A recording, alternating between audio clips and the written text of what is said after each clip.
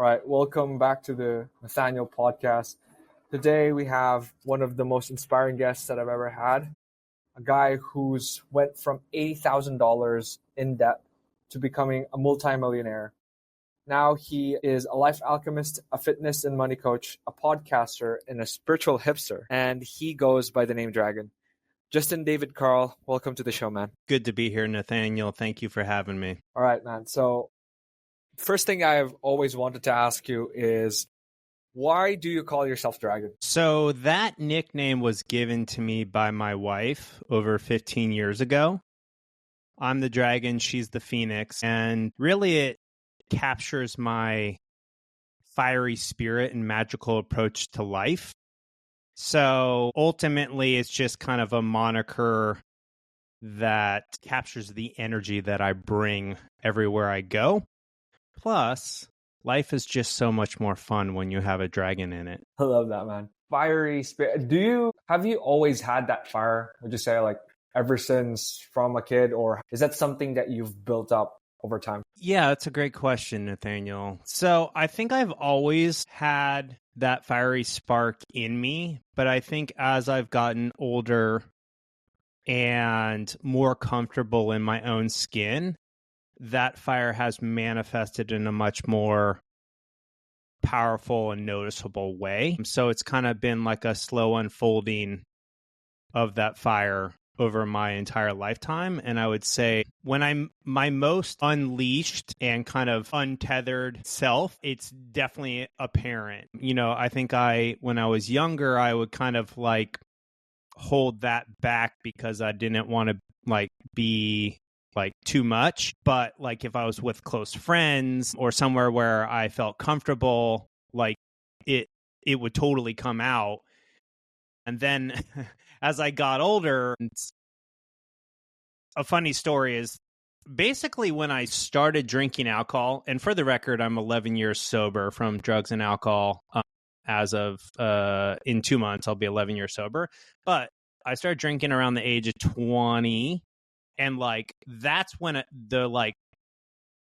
that unadulterated, crazy, wild dragon energy really started to come out to, you know, a level that I hadn't really experienced before. And I'm sure many listeners can relate, like, oh my God, I just feel so much like looser and more confident with a little bit of, you know, spirits in me. And I think that was a good journey for me to undergo because it kind of, you know, I think there's at least two types of people who drink. There's kind of like the people who become like more themselves, or maybe it's just one type of person. But basically, like, I think alcohol oftentimes kind of like lets people be more themselves because they're uninhibited. So I was able to really kind of like see for myself and witness kind of like what it felt like to be uninhibited.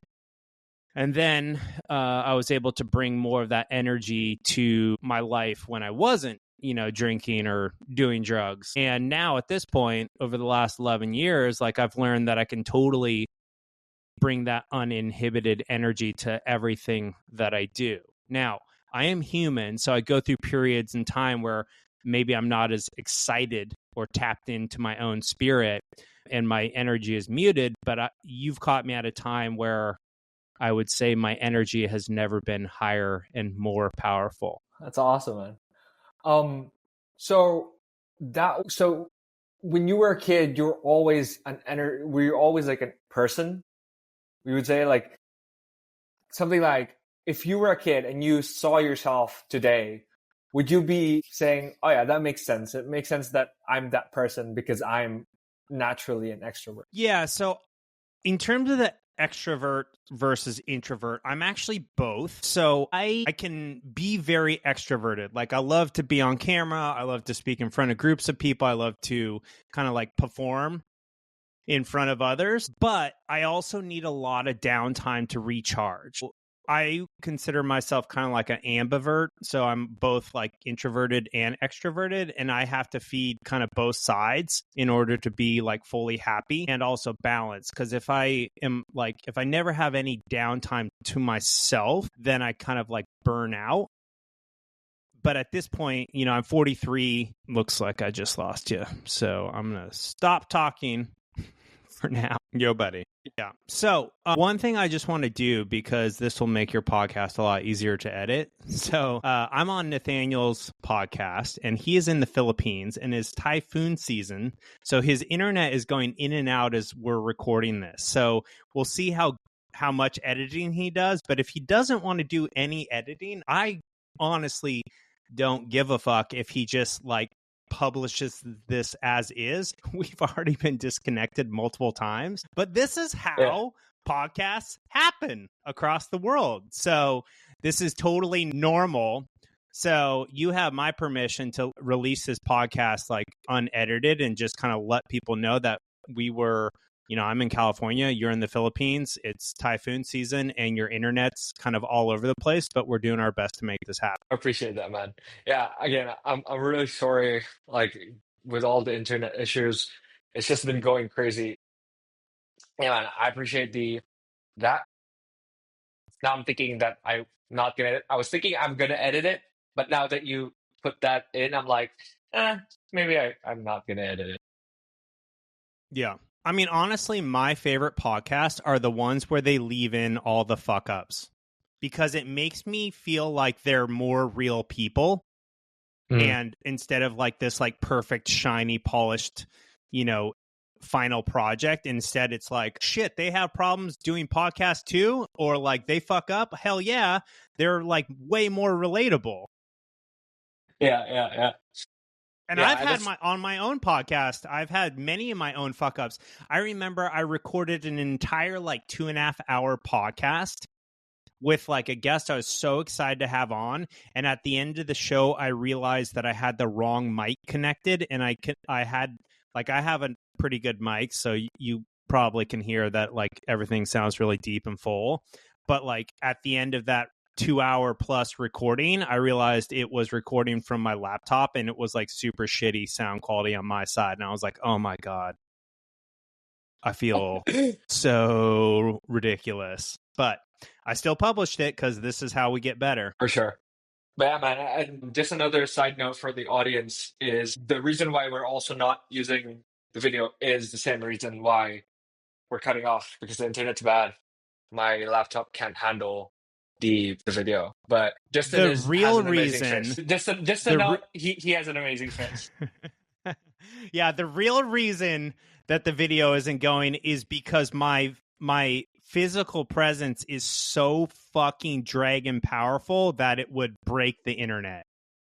Yeah, for sure. It's no one will want to hop into Nathaneal Podcast anymore. They'd be like, that last episode was just too flat. It was just too fire, man. I don't want to ruin it. Yeah. And for the record, I'm totally joking. I'm not that vain. But yeah, we're just doing our best to make this podcast work. And it's easier to record audio only when internet connections aren't super strong. For sure. Maybe in the future we can have another one where people can see your amazing physique and face. Yeah. And they're welcome to visit me online, whether it's Instagram or my website, fitrichlife.com. I'm easy to find. Sure. All right. So, yeah, I just wanted to go back to the conversation earlier. One thing that we were talking about, you used to basically drink a lot. And one thing that you share on the internet is you used to really go deep into the night clubbing.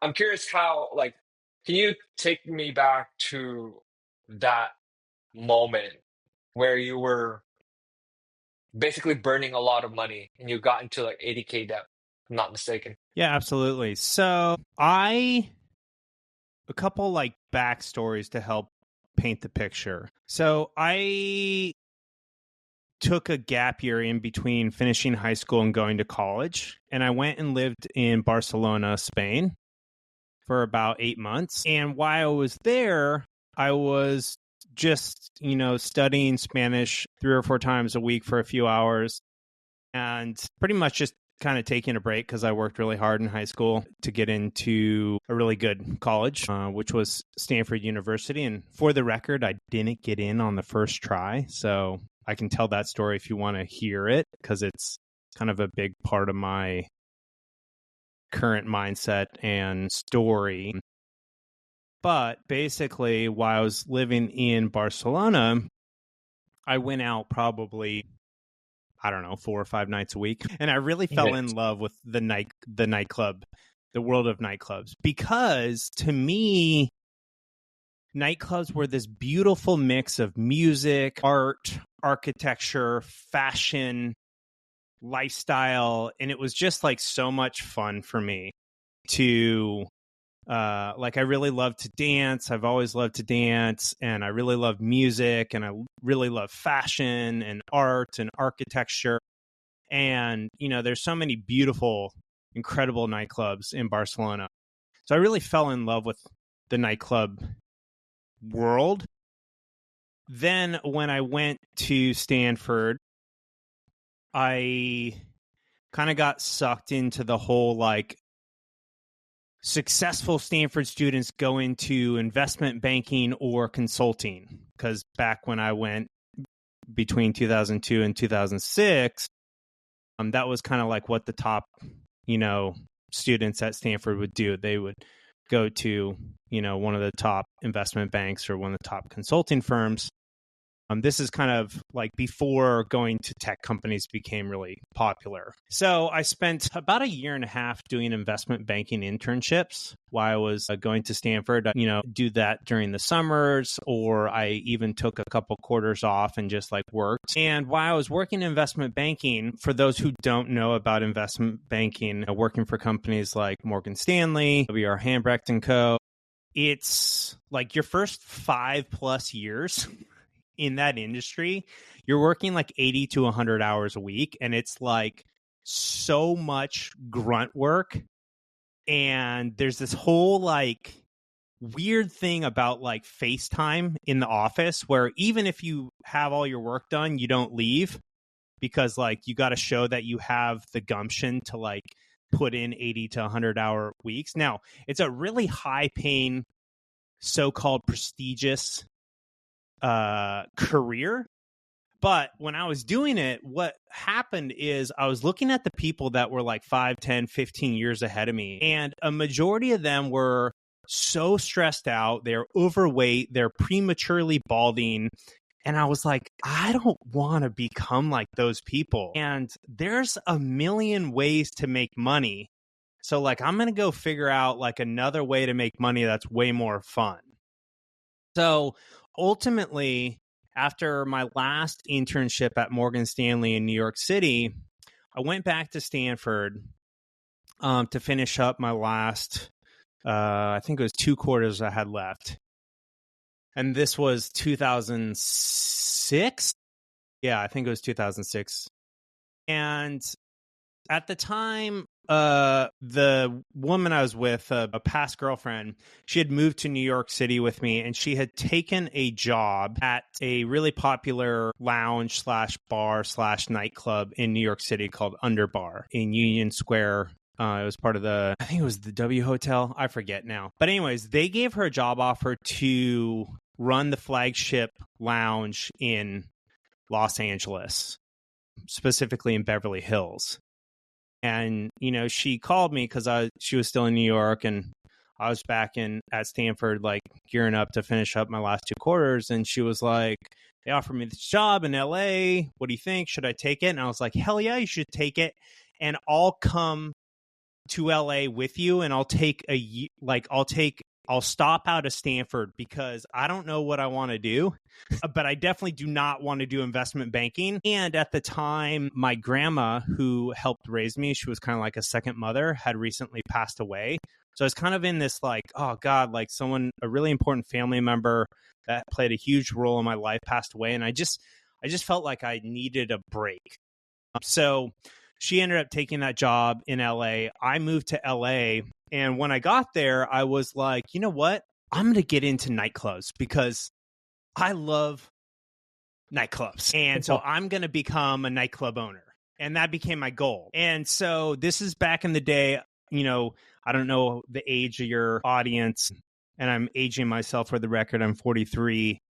But this is back in the day before like Indeed and LinkedIn Jobs. And so like you would look on this website called Craigslist for jobs. Right. And so I was looking for nightclub jobs and I was like, I don't care. I will be a busboy like at a nightclub. I'll be the lowest man on the totem pole just to like break into the industry. And I saw this job posting on Craigslist for the general manager of a nightclub in Hollywood. And I was like, I'll throw my ring in the hat and apply. So I sent in my resume, like I emailed them my resume. And 2 hours later, they called me and they're like, hey, we'd love to interview you about the position as a general manager for this nightclub. And the nightclub was called Element. And I was like, sure, awesome. Would love to interview. And they're like, great, when can you be here? And I was like, 2 hours. And they're like, awesome, see you in 2 hours. So I came in and they talked to me for about 20 minutes. They looked at my resume, asked me some questions, and then they're like, you got the job. And I was like, amazing. And they're like, when can you start? Can you start tonight? And I was like, sure. And they're like, awesome, we'll see you at 7:00. And so I literally that night started, and it was a surreal experience for me because I grew up in a really small town, like super small, like graduating class of, I want to say like 120 people, really small town in Washington State called Squim. And I'd never seen a celebrity in my life, ever. And that very first night, no joke, Justin Timberlake and Britney Spears like come into the nightclub. Ayo. And to like hang out and, dance and party. And I was just like, my God, I fucking made it. Like, this is the fucking shit, because I was young. I was like, my early 20s. Yeah. And I was just like, this is the dream. And so I was like totally enamored by the whole scene because I felt like I had, so much like social power. And I was like, my God, like I'm working in Hollywood nightclubs. And, so it was kind of a honeymoon phase for a bit.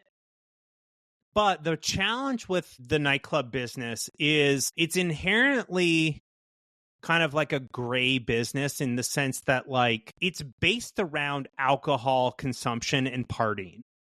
Mm-hmm. And I have no problem. Basically. Yeah, and I have no problem with people, drinking and celebrating and partying. But when you work in the industry, that becomes your life. And so within, I would say like 2 years, I was drinking 7 days a week. I was smoking pot all day, every day, and I was doing Adderall without a prescription. And so, like, basically a year and a half, 2 years in, I was like, holy shit, like this, like I'm becoming a terrible person. And I was like, okay, if I scale this out 5, 10, 20 years, I can honestly say I'm becoming like 1 to 5% worse of a person per year. So in like 10 years, I'm going to be a total fucking piece of shit. And so I was like, I need to get out of this. But I was so addicted to the lifestyle, to the money, to the power that it took me 7 years to get out of it. And I honestly did not get out of the nightclub business until I got sober from marijuana. Because marijuana, and again, for the record, I have no problem with people doing, using alcohol or, recreational drugs. I'm a very addictive, obsessive person. And so like abstinence is easier than moderation for me. Like 1 glass of wine turns into 2 bottles of wine and like fucking raging all night. And so basically during that time, before I get to the part where I like actually stopped smoking weed and got out of it, I was like living the lifestyle of looking rich. And this is what, unfortunately, a lot of people, and I'm painting a very broad stereotype.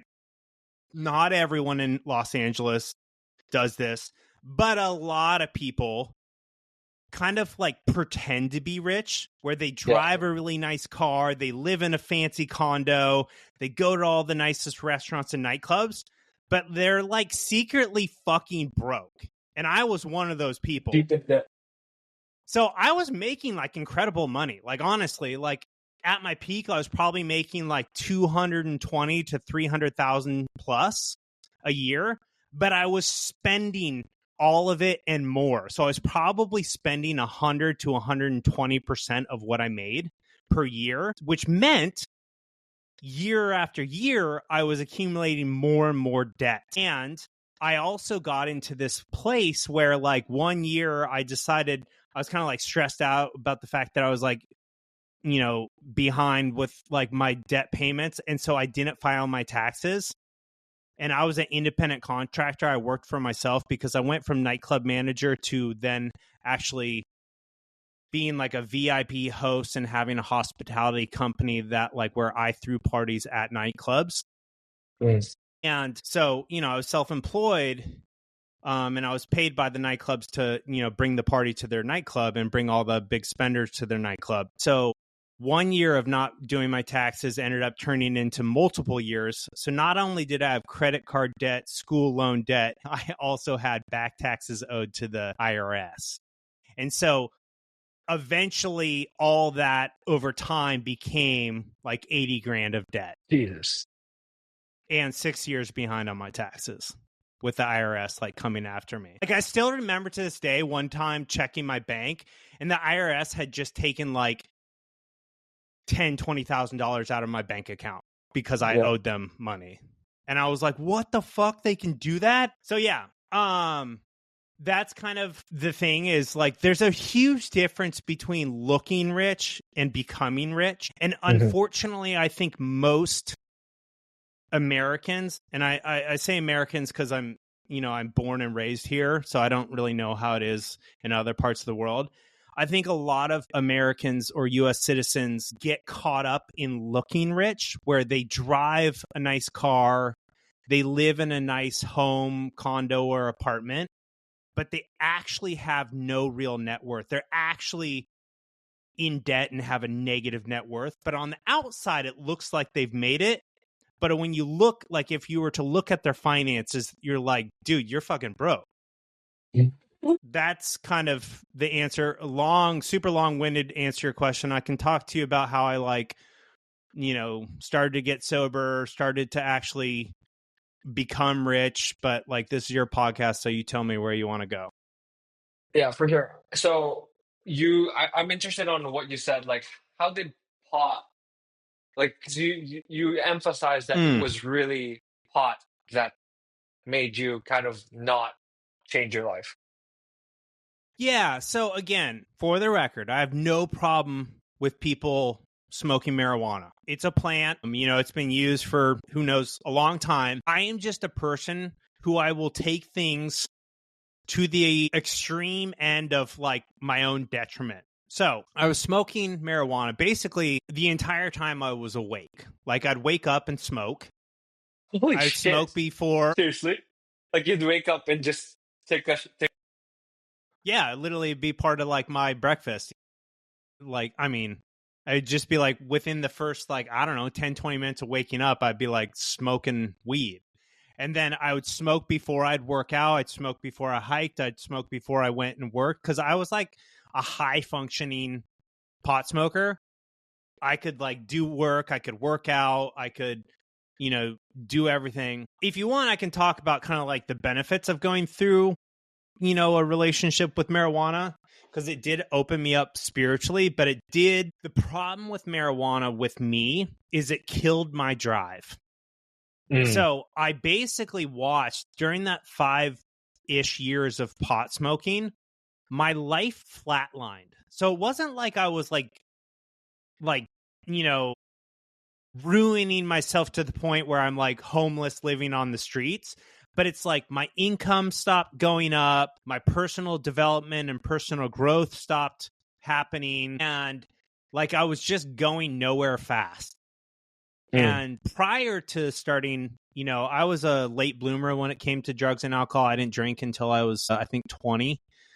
And I didn't try marijuana until I was, probably 24-ish, 25. So, basically, prior to smoking marijuana, like I knew I was one of the most driven people that I had ever met. Like that was just how I was wired. But smoking marijuana kept me just comfortable enough not to grow and change. So one of the reasons I got stuck in nightclub business for so long is, even though, like I told you, about a year and a half, 2 years in, I was like, I need to get out of this, like, because it's not a long-term career for me, because ultimately I want to be a great husband and, a great man. And no offense to anyone working in nightclub business, but like I have this habit of kind of like looking at the people 5 to 10 plus years ahead of me in any career that I'm in. And when I looked around at the men that worked in the Hollywood nightclub business, not all of them, but a majority of them were cheating on their wife or their partner. They were at the nightclub all the time, so they were not there for their kids. And I was like, for the record, I'm child-free by choice right now. Me and my wife are still unsure about that. But I was like, if I want to be a great husband and potentially a great father, all the great men in nightclub business, basically, like, they got out of the business. Because there's just too much temptation. There's, young girls every night. There's drugs, there's alcohol. And it's just like, you literally become a product of your environment. And if everyone around you is doing drugs, doing alcohol, sleeping around, like, it's only a matter of time before you start doing the same thing. And so the marijuana kept me just, even though I consciously knew all this stuff, it kept me just comfortable enough not to make a change. So in February of 2013, I decided to stop smoking marijuana cold turkey. I just was like, I'm going to stop. Did it have any effects? What's that? Like, did it have any effects physiologically? Like, did you have, I don't know, like withdrawal syndrome? Let me tell you, I'm about to go into what happened. So the first 2 weeks were totally fine. I was like, okay. And then I fell into deep suicidal depression for 4 fucking straight months. Because here's the thing. I used marijuana to suppress any non-positive emotions for 5+ years. And the thing about emotions is, if you do not healthfully process them, they get stored in your body. So basically, I had 5+ years of non-positive emotions that I had just stuffed down, just completely repressed by smoking the entire time I was awake out of any 24-hour period. And I was like like I said, I was a very happy, high-functioning, active smoker. It was not like I just like smoked weed and sat around and watched videos and like ate pizza. No, I was like running around, hiking, working out, like, just like very social, very physically active. But I would kind of like use it as a way to suppress any non-positive emotions. And so basically, those 5+ years of non-positive emotions came up for processing all at the same time. And it was like total overload for my psyche. And Carl Jung, one of the founding fathers of psychology, he has this great quote that really helped me get through that period. There's a couple things that helped me get through that period. But one of the amazing things, or amazing quotes that he said, is depression is Mother Nature's way of resetting the psyche. So when I read that quote, I was like, holy shit, I spent 5 years repressing all these emotions. So this depression, this suicidal depression, because literally like every day I'd like think about ending my life because I was like massively in debt. I had dropped out of Stanford and like left this childhood dream unfinished and felt like a total failure. And like, I was like, okay, my psyche is resetting, so I just have to get through this. And I don't know how long it's going to last. And, I consider myself very fortunate because my mom is a psychotherapist. So I was able to share with her like that I was going through this like suicidal depression. My dad, we have a great relationship, and I was able to share it with him. My older brother has his own journey of like drug and alcohol abuse, so I was able to share it with him.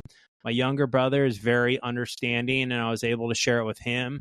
And my best friend at the time, who is now my wife, she was like very loving and supportive, and I was able to share it with her as well. And so because I had a good support group of people who loved and cared for me, ultimately I decided not to take my own life because I didn't want to do that to them. Interesting. So after about 4 months, the depression lifted. And I was like, I know what to do next. But let me tell you, the 4 months was fucking brutal. Like I literally could not get out of bed before 2 or 3 p.m. And all I could do is like get up, consume as much caffeine as possible. I was still taking Adderall. Yes. And I would go work out, have a shitty fucking workout. Then I would go like hike with my best friend, Carly, who's now my wife. And then I would just like be in complete depression. And then I would put a mask on and go to work and pretend like everything was okay. And at this time, I just ended up trading the marijuana use for drinking even more. But eventually, the smoke cleared, and I was like, I know what I need to do. I need to go back to Stanford and finish my degree, because that was a childhood dream. That was my biggest childhood dream, was to go to Stanford and graduate from Stanford. And I had left it undone. And one of the things I want to point out for the audience is if you have a major life goal that you've started that's unfinished and you're stuck in life, one of the keys to moving ahead in life is finishing unfinished business. Damn. So I had no idea if Stanford would take me back. Honestly, I was totally like, shit, like I've been gone for 7 years. They're probably not going to let me come back. They're going to say, hey, it's too late. So sorry. But I was like, you know what? Fuck it. I'm going to call them and see what, the possibilities are. So I called him up and I was like, yeah, so I'm thinking about coming back to finish my degree. Is that possible? And they were like, oh, yeah. We've had people who've been stopped out, for 1 or 2 quarters, and we have people that have been gone for 20 years that are coming back this quarter. And I was like, what? You mean I'm not even in like the middle of the pack? I'm like, there's people who have like more than twice the time away than me. And I was like, hell yeah. That was sometime, around June, July of 2013. I got sober from marijuana in February of 2013. And then 4 months later, I finally got over the depression because I processed all those unprocessed emotions. My psyche resetted and I was rebooting my life. So in September of 2013, my best friend, who we had kind of dated off and on, there's a long story behind that. We don't have to go into that because that's probably a whole nother other podcast. But Carly, my best friend, she actually supported me going back to Stanford, even though she wanted to be with me and she knew she wanted to be with me. She actually helped me pack up and move from Los Angeles back up to Stanford University, which is in Northern California. So like 6, 7, 8 hours away. She literally like helped me pack up. She drove with me up there, helped me find a place, helped me unpack and get set up in my new place. And then she flew back to LA. And then I went back to Stanford. And I had no idea what I was going to do, Nathaneal. I literally left a super lucrative career. I just literally left. I told my business partner and the people I was working with, like, hey, like I'm going back to school in like a month. So I like gave people a heads up. But I was like, I don't know what I'm going to do, but I got to get out of nightlife if I want to like become the man I want to become. So I can talk about what happened at Stanford and how I transitioned to the next iteration of my career, or I can go another direction, wherever you want to go, brother.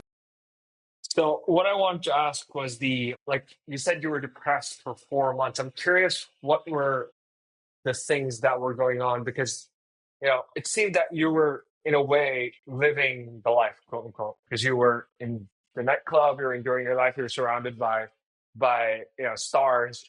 What were the things going in on your mind during that time when you quit pot? Yeah, it's kind of like it was all a facade, right? So it looked like I had it all made, that I was making good money. You know, I drove the fancy Range Rover. I lived in a super fancy condo, but like I was like going deeper and deeper into debt, getting further and further behind on my taxes. And so like, even though it was like, it was literally like I was just like living this lie.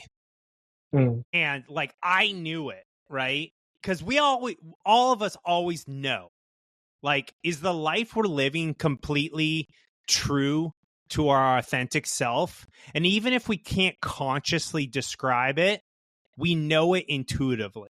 And intuitively, I knew I was not living my authentic life, because health and fitness was something that was always important to me.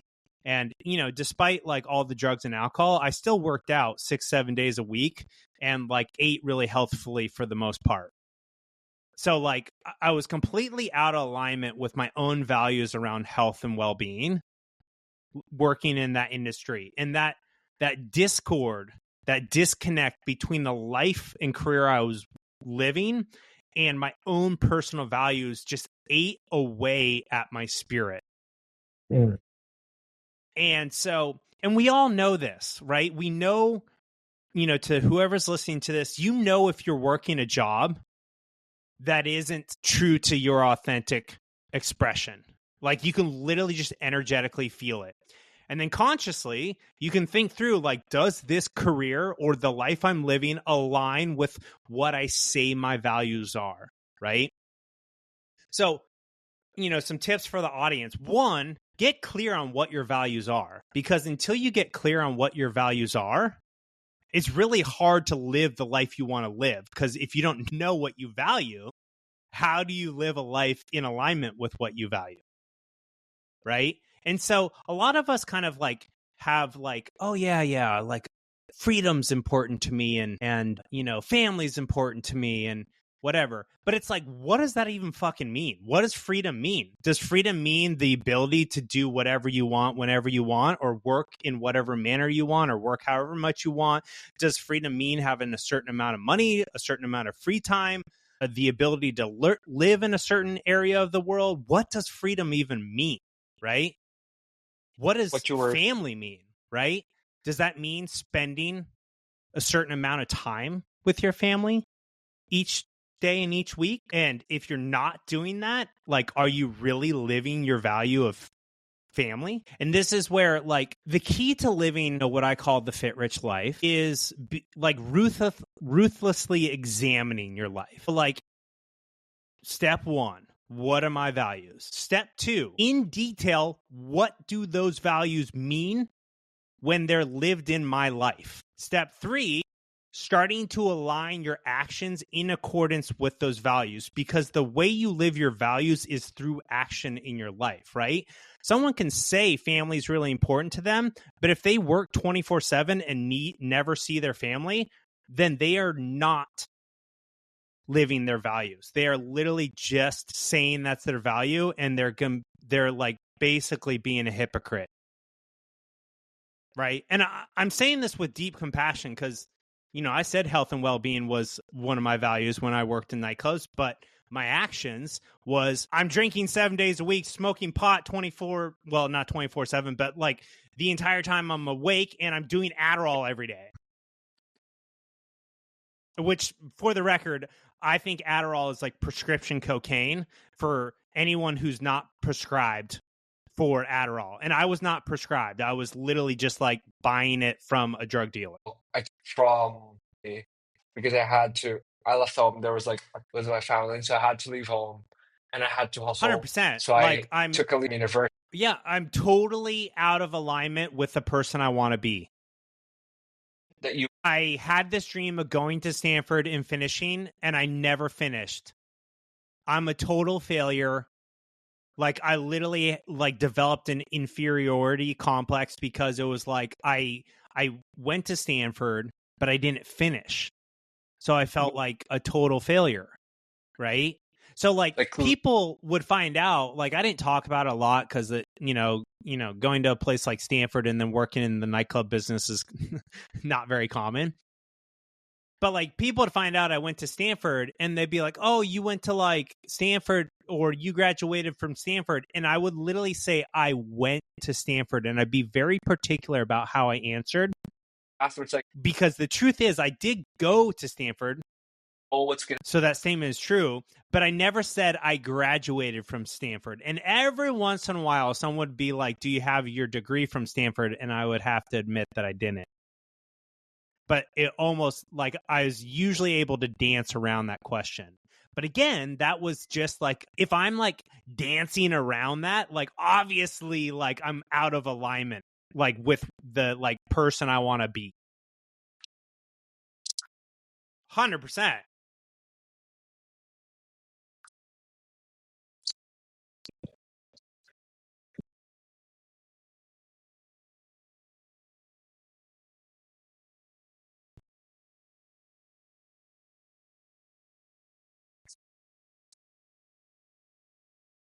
Mm.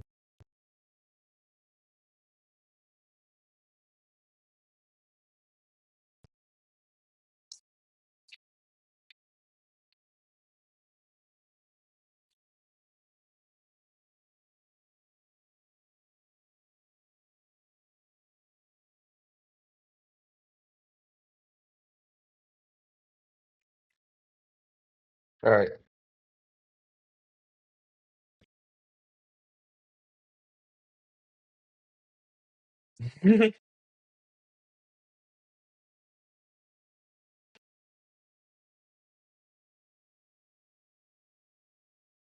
Right.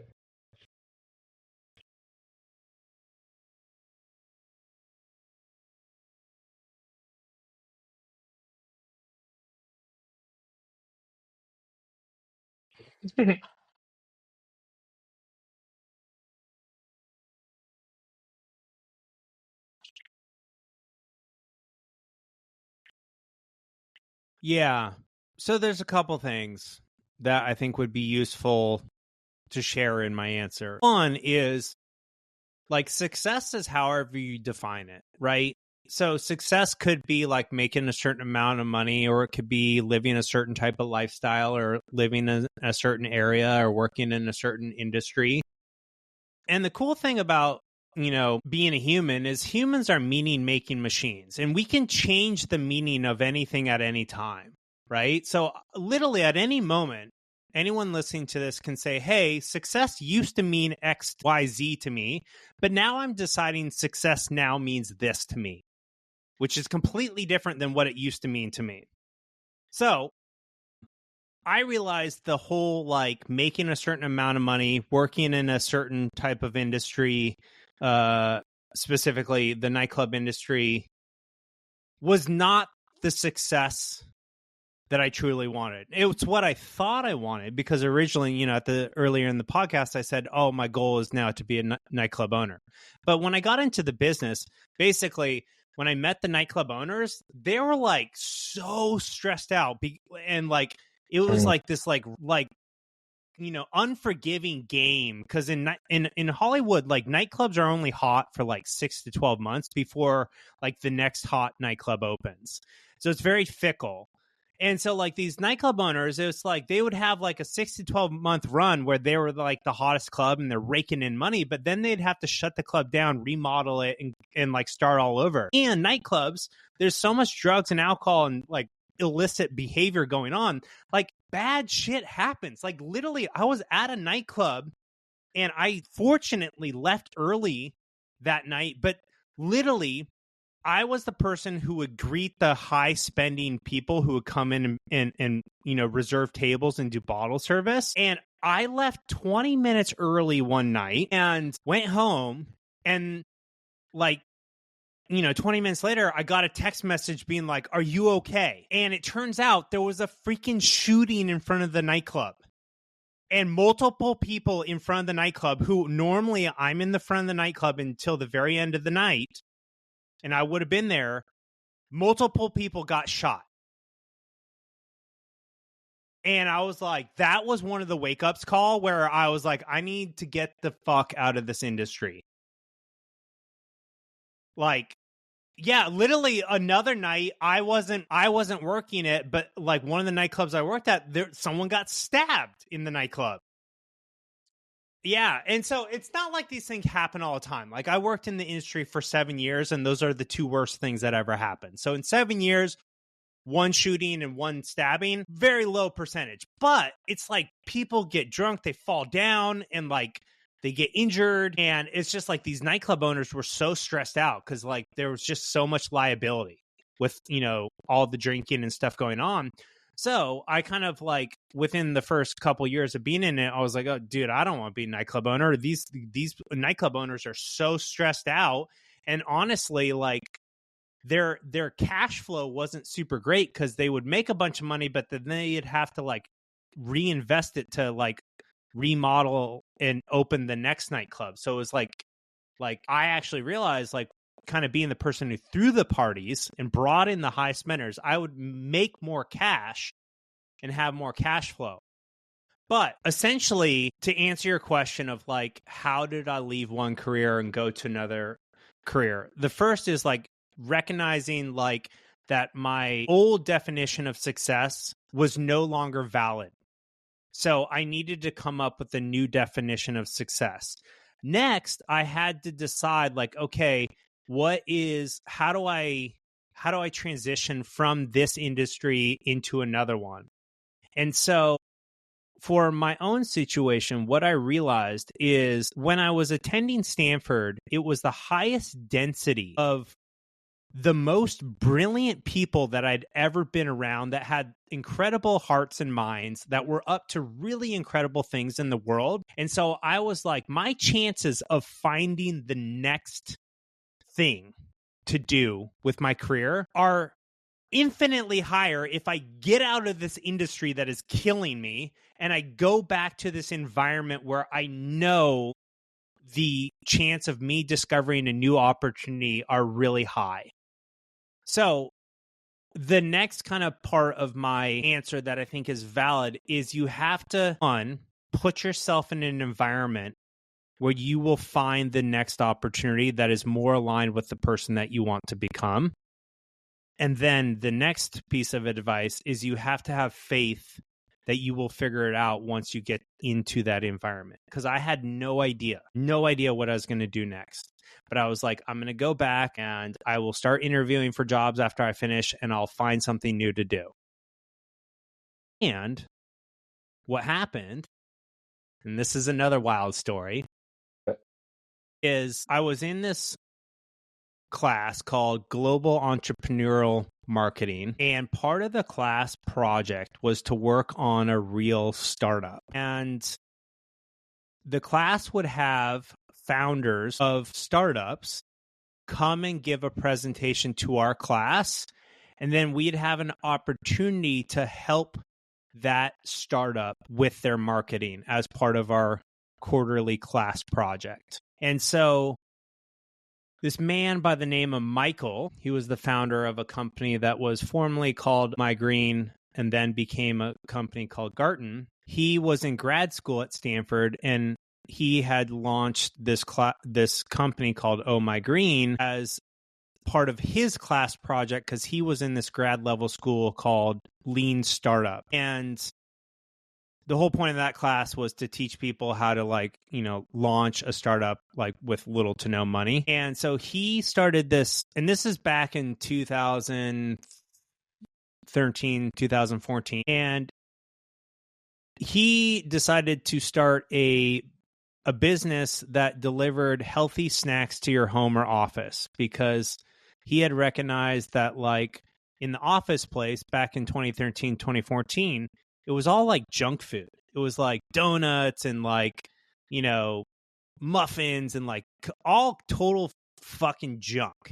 So there was never anything healthy at the office, and people's access to healthy snacks back in 2013, 2014 wasn't like it is in the US now, where you can get amazing healthy snacks easily at the grocery store or easily like delivered to your house. This is, 10 plus years ago.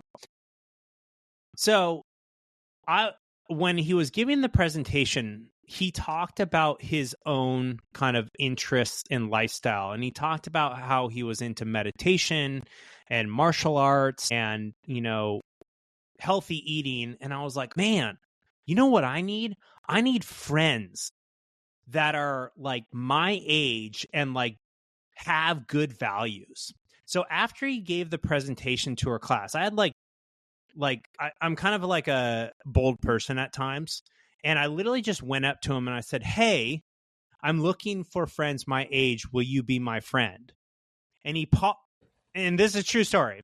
And he paused, this man, Michael, looked me in the eye and said, sure. Because you got to keep in mind, I'd been gone from Stanford for 7 years. So I was 7 to 8 years younger than pretty much everyone in my class.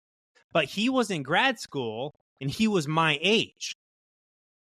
And so we became friends. And then when I finished up Stanford, Oh My Green had been accepted into Stanford's accelerator for startups, for Stanford founded startups.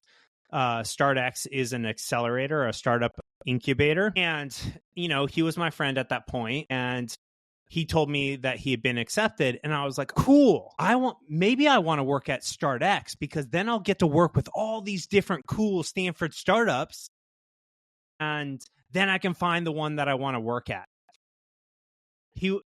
I was like, hey, let's meet up. And he was like, cool, like come meet me for coffee at StartX. And so I came and met him at StartX and we went and grabbed coffee and went for a walk. And at the end of the walk, he's like, hey, do you want to sit in on my strategy meeting?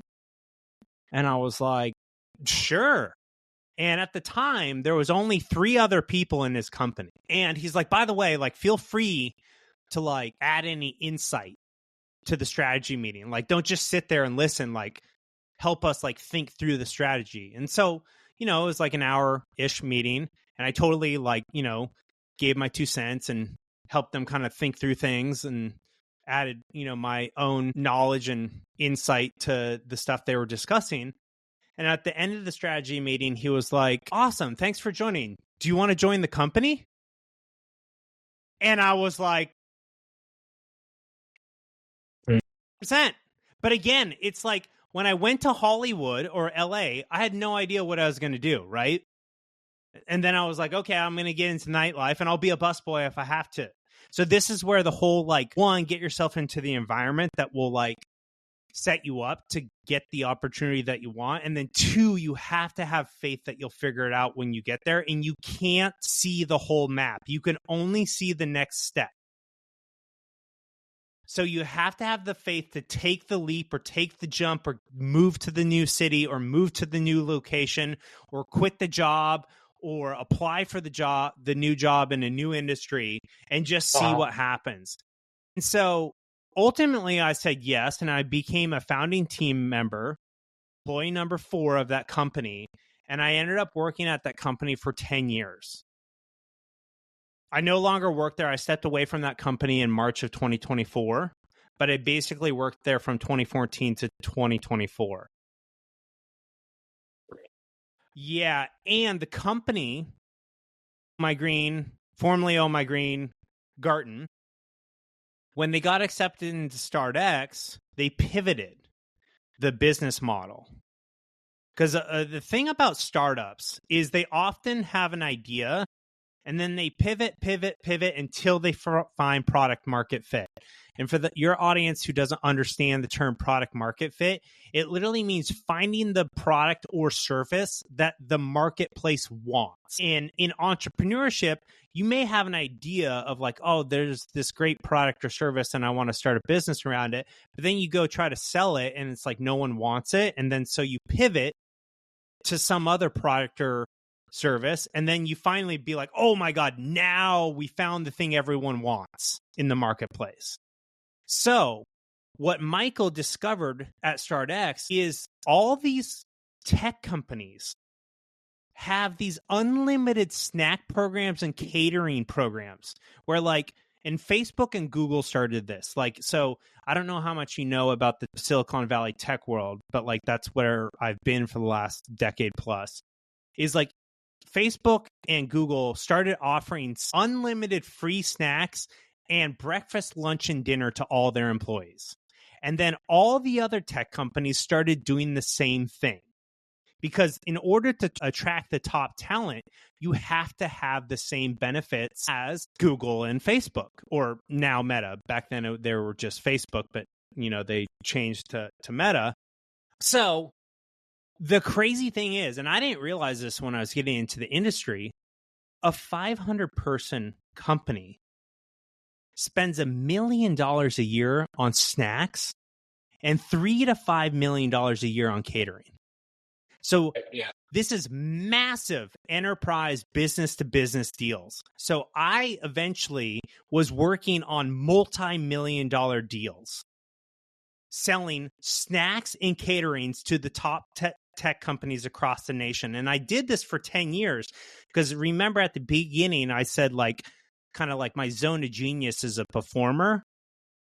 Like I'm really good at being in front of somebody, telling stories, sharing a vision, and like essentially persuading people in a positive way of like, this is what they should do. And so part of my wealth journey was learning that, holy shit, you can make a lot of money selling multi-million-dollar deals and getting commission on.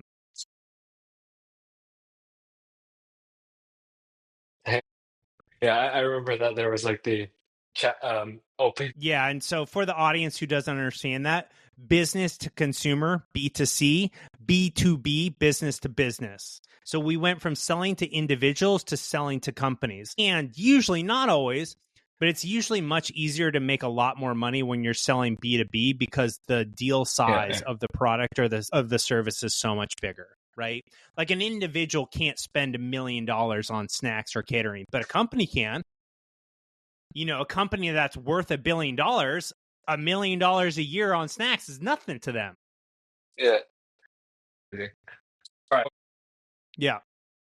Became one of the founders. And it was part of their war for talent because there's a massive, it's still going on to this day. Like we're seeing it with all the AI. Like now there's this massive war for talent for AI, but it was just like over the last decade prior to like the, surgence of, or like massive, like, awakening of AI. There was this massive talent, war for talent. And so like all these companies they were fighting over the smartest and brightest people. And, they used employee benefits like snacks and catering in addition to other things, incredible comp plans or compensation plans and everything to like top the best people. Because if you want to be the best company, you have to have the best people. So we're seeing this play out with Facebook Meta and some of the other companies where they're literally paying like a single individual like $100 million to come like work for them because they're the best AI person.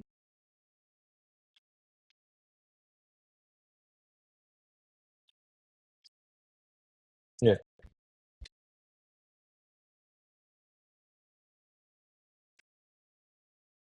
Yep. Yeah, and again, you got to keep in mind $100 million for Facebook to pay like one person. It's not a lot of money to them because Facebook or Meta is worth so much.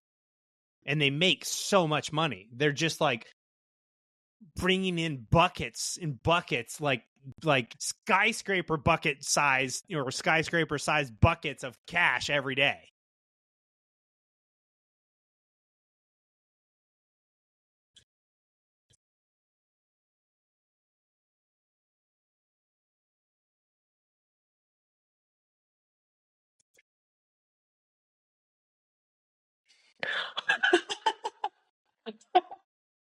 Yeah, so it did not happen immediately. So basically, I started with Garten in 2014, and it wasn't until 2017 that I finally started to fix my dumpster fire of a money situation. And the way it unfolded, and this will kind of like help people understand why my brand is Fit Rich Life. So at 31, I worked with my first fitness coach. I'd never worked with an online fitness coach before that. And up until 31, I was what I like to call kind of fit, kind of fat. Now, no one would say I was like overweight or obese, but I was like, I never had a six pack and I was never excited to take my shirt off at the beach or the pool party because like there was always this like layer of fat covering my muscles, you know, like I worked out, you know, I lifted weights, you know, 5, 6, 7 days a week. I was a very active person, but I never had that shredded, jacked physique that I wanted. And you know, up until working with that fitness coach, I just was like, I must just not have the right genes, like to look like those fitness models. Then I worked with a fitness coach who had the body that I wanted. And that's for the record, for the listeners, one of the keys in picking the right coach is they already have what you want. Like, don't work with a coach who doesn't have what you want. Because then you're just wasting your time. Like, to me, it's still crazy when people have a fitness coach that is out of shape. I'm like, what are you doing? Like, how are they going to get you what you want if they don't have it? So anyways, he was a competitive bodybuilder. He had his pro card. And he basically taught me how to eat and train to get the physique that I wanted. And in 6 months, I went from over 180 pounds to dropping 30 pounds of body fat and going from 18 to 19% body fat down to around 7 or 8. And I had the abs. I had the super muscular physique. Finally, at 31, I got abs. Took me a long time. And that's when I started posting like shirtless photos on Instagram because I finally figured out that it wasn't my genes. It was learning how to eat and train. And you don't know what you don't know until you know it. And the coach, and this goes for anything, whether it's money or business or entrepreneurship or starting an online business or whatever, is like you might be able to figure it out on your own. But it's probably going to take you 10 to 100 times longer through trial and error versus just working with somebody who already has what you want. So in 6 months, I literally got jacked and shredded for the first time in my life. And I was like, oh my God, why did I wait so long to work with a fitness coach? Because up until that point, I tried everything. I tried every supplement, every workout program, every fucking diet, every fitness tool. And it was just like, and it was literally like a last ditch effort to work with a coach because I was kind of like, well, I've tried everything. So I guess I'll try working with a fitness coach and see if that will be the thing that will finally get me the body that I wanted. So first I mastered my fitness, and this ties into the whole money thing. So I appreciate you bearing with me as I go down this like rabbit hole because I'm getting to the answer. So 31, I finally get the abs. I finally get the body of my dreams. And part of that process is learning the right metrics to track. So everyone, mostly men, think they want to be bigger and more muscular. But I would argue that most men just want to be more muscular looking. So the thing is, on camera, when I lost those 30 pounds of body fat and I went from 18 to 19% down to 7 or 8% body fat, I looked 3 times larger on camera because you could actually see my muscles. So I looked huge, even though I was 30 pounds lighter. And so what I learned working with my coach is once you have a certain level of muscle mass, which if you work out, 3, 4, 5 times a week doing strength training and following a program that, actually, because here's the other problem with most people is they just go to the gym and do whatever. They don't actually follow a workout program. So they never get any results. So they look the same year after year. But basically, once you have a certain, baseline of muscle, the key is getting to a low body fat percentage to reveal that muscle. And so the key metric to track is your body fat percentage. So my coach, he taught me to track my macros and track my food, because here's the other problem. Most people, and they've done scientific studies on this, think they're eating well. But the truth is, most people are consuming more, like 50% more calories than they think they are. And most people are consuming more calories than they're burning. And this is why most people year after year continue to get fatter and fatter. And I say this with massive compassion, because I was one of these people who every year I was like a couple pounds heavier, right? And so the problem is, in America, most Americans are overweight or obese. So we know this is true. And this is because most Americans eat more calories than they need. So calories get stored as excess energy, aka fat, right? Because our bodies are built to store energy in order to survive periods of time when there is no food. So our body is doing what it's supposed to do, but unfortunately, we live in this time where food is no longer scarce. There's an abundance of food, and we're literally fighting against a society that is constantly telling us to consume more. You open up social media, turn on the TV, you're constantly be told to like eat this, eat that, have this snack. You need to eat, like try this food, try that food, like eat this, like here's some dessert. Here's like a crazy burger with 3 patties and 4 buns and 20 pieces of cheese, and it's like got fries on it and bacon and avocado, and it's like 5,000 calories and you only need 2,000 calories. And that's just one meal. And you should be snacking all the time to have energy. And like people are like eating 5,000 calories worth of snacks in a day, and then they're having 3 meals and they're wondering why they can't lose weight. So when I started tracking my calories and my macros, what I realized, and this is another funny story, is like, it's not as popular, but it's still kind of popular. But like the whole like, okay, you got to eat clean for 6 days and then you have to have a cheat day to like reset your metabolism, right? Yeah. So like, yeah, like cheat days are like the key to like being like jacked and muscular. So what I found out working with my coach and tracking my calories is, guess what? On my cheat day, I would eat 7,000 to 10,000 calories in a single fucking day. So all the other 6 days of eating literally chicken or broccoli for every meal were completely destroyed by that one day of that one cheat day, because I could just eat so much. And the only way I figured that out was by tracking, right? So suddenly my average daily calorie intake is way above maintenance. I'm in a caloric surplus. Therefore, I am putting on body fat, aka stored energy, a little bit every week. And so year after year, I'm getting a little bit fatter, no matter how much I work out, because you can't outwork poor eating habits. And most people try to outtrain their diet, but it's like 80% of the way your body looks is your nutrition and how you eat. And so the cool thing about learning to track your food is what I realized is I could actually eat anything and everything I wanted, just not in massive quantities all at the same time.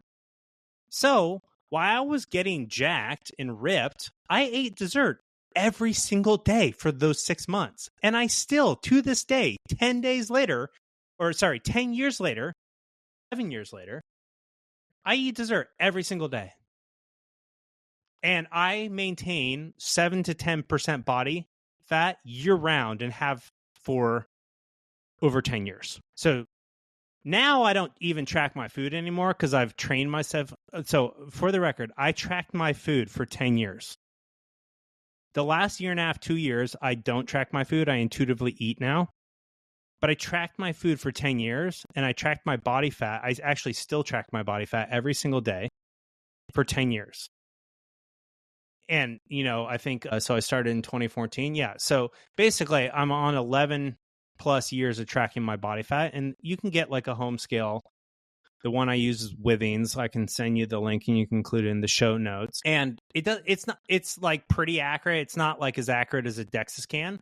But so to circle back to the money, this long story, I promise it all ties together and I'll tie it together for the audience, is I realized that tracking my body fat percentage and my calories was the key to unlocking the body of my dreams. And at the end of 2017, I discovered this concept of financial independence, meaning where you have enough assets accumulated that the money that your money generates, aka the money that your assets, your investments makes, covers your cost of living. Therefore, you are work optional, or you can retire and not make any money because your money makes more than enough money for you to live off. And I was like, holy shit. Because prior to that, you know, people would be like, oh yeah, you want financial freedom, right? And I'd be like, yeah, I want financial freedom. But again, going back to like, what the fuck does financial freedom mean? Does it mean making $1 million a year? Does it mean buying whatever you want? Or does it mean being work optional? Does it mean having investments that cover your cost of living so you don't have to work if you don't want to? Or you only work on things that are fun for you or interesting in the amount of time? Like right now, I work maybe 10 to 15 hours a week because I have a relentless money-making machine, aka my investments, that make hundreds of thousands of dollars a year and work for me 24/7, no matter whether I'm playing, sleeping, or on vacation. And so when I discovered this concept of financial independence, and I realized there was a mathematical, proven way to get to this point where you're truly financially independent, meaning work is optional, then I was like, okay, what's the metrics to track? And what I learned is you have to track your expenses, your income, and your savings rate. And this is just like tracking your macros and your body fat percentage. So now I'm tying fitness and money together. And this is why my brand is Fit Rich Life, because everything started with my fitness. And then I took the principles from my fitness and I applied it to my money.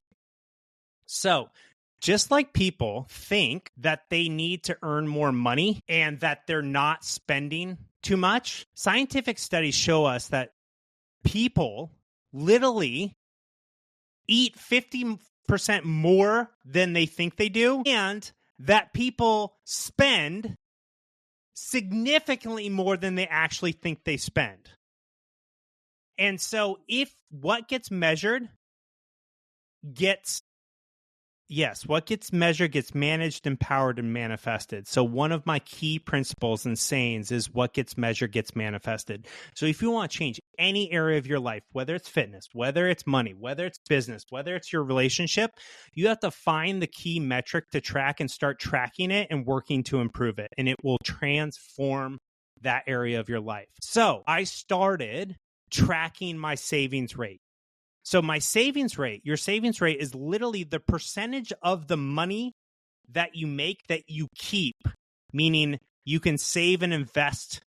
Like, let's say you make $5,000 a month and you spend $4,000 on rent, food, gas, cell phone, etc. You have $1,000 left over, right? That's what you have left over the $5,000 you made. So 1,000 divided by 5,000, what you made, that's what you're keeping of what you made, is 20%. So that's a 20% savings rate, right?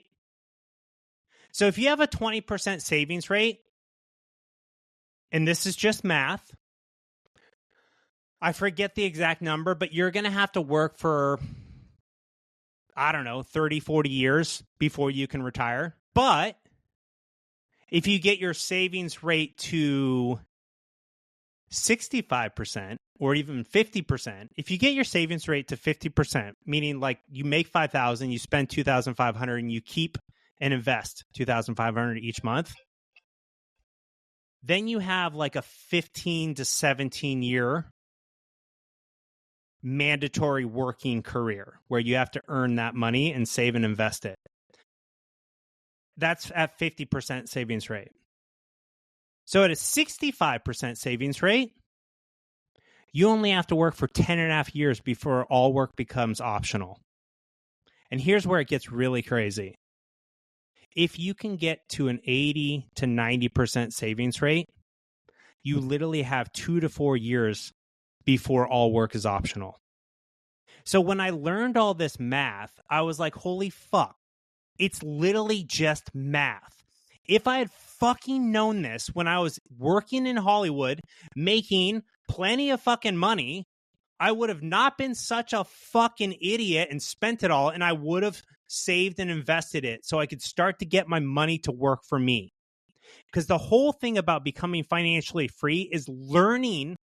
Everyone thinks they have an earning problem, but most people have a saving and growing problem, right? Because if I make $50,000 a year, but I only spend $25,000, I have a 50% savings rate, which means I have to work for 17 years before all work is optional.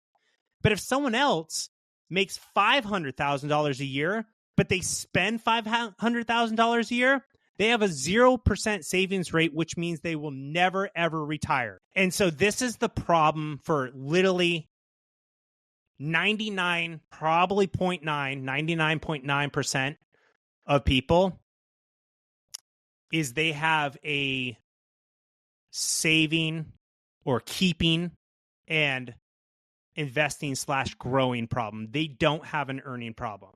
Now, earning more money makes it easier, right? But if you just increase the cost of your lifestyle, which is what most people do, as they make more money, they spend more money. So this is why people never get off the 9-to-5 hamster wheel. The 9-to-5 rat race is because as they earn more, they buy the nicer car, they buy the more expensive house or rent the more expensive condo.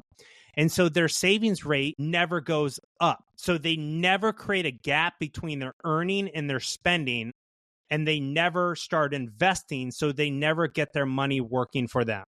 So when I learned, holy shit, I have to track my expenses and my income, like tracking my macros for my fitness, and I have to track and improve my savings rate, because my savings rate is like, I think, the inverse of my body fat percentage.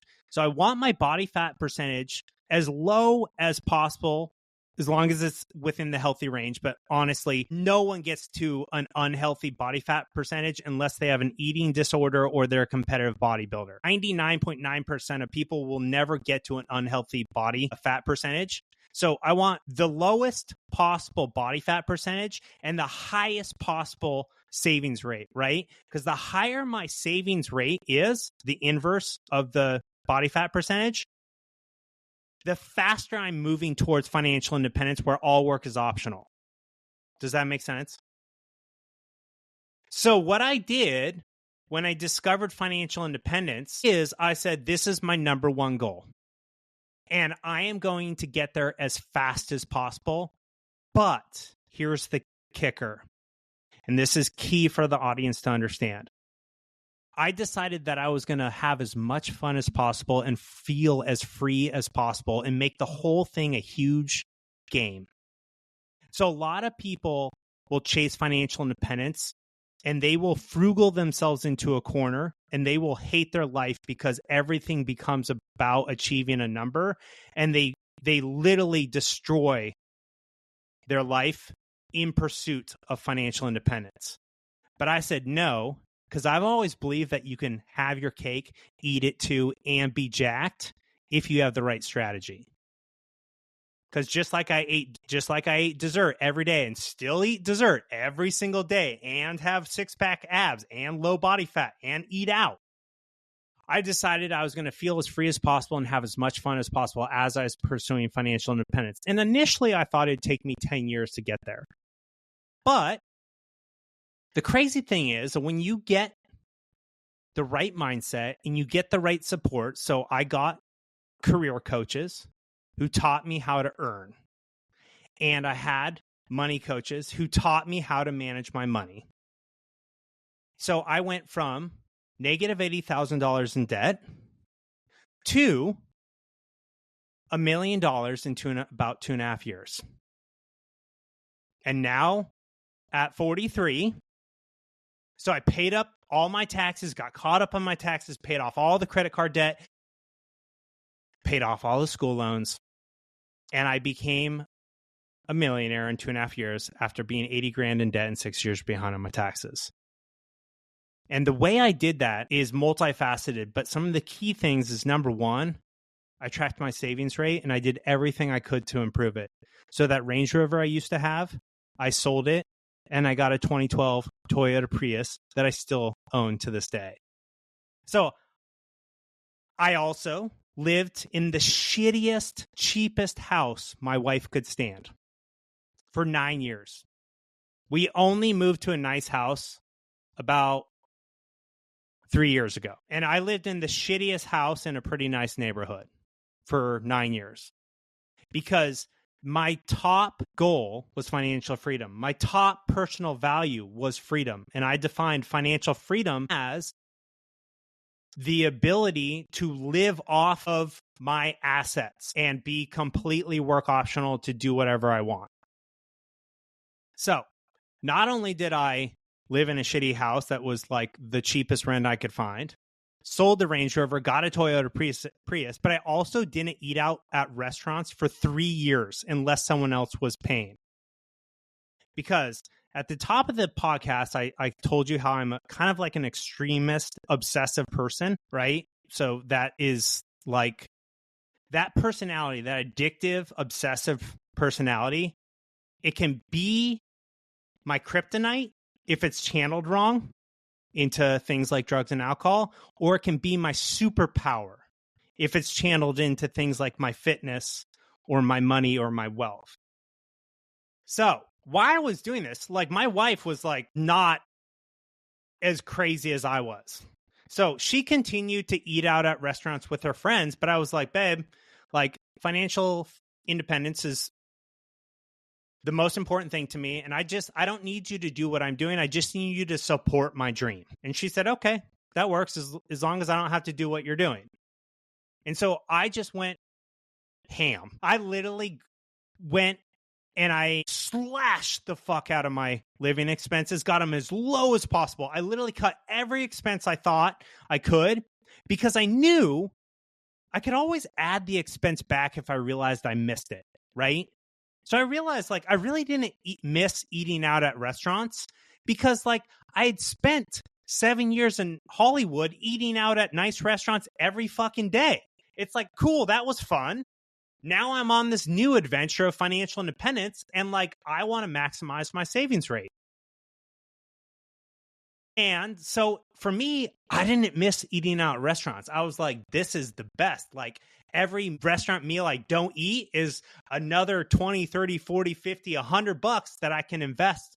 And I'm buying another share of freedom because the way like people think about like saving and investing as sacrifice, but that's the wrong mindset. The mindset you want to have around saving and investing is you're spending lavishly on your freedom.